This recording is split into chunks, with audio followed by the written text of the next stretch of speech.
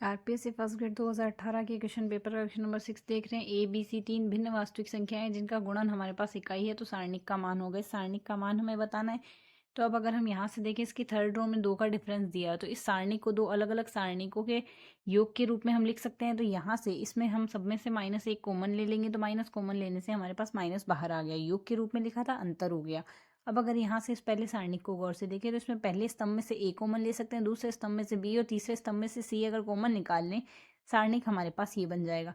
दूसरा सारणिक as it is रहने दिया। तो अब अगर हम यहाँ से देखें, हमारे पास अगर हम इसकी पहली रो को दूसरी रो से इंटरचेंज कर दे, तो सारणी का मान हमारे पास माइनस से गुणा हो जाएगा। फिर दूसरी रो को हम तीसरी रो से इंटरचेंज कर देंगे, तो फिर से सारणी का मान प्लस आ जाएगा।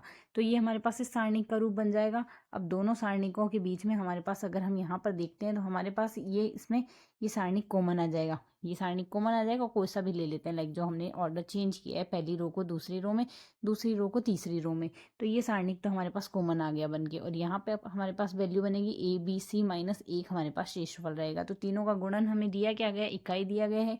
तो इकाई देने से इसका मान 1 हो गया, 1 - 1 = 0 आ जाएगा। तो यहाँ से हमारे पास इसकी वैल्यू आएगी 0।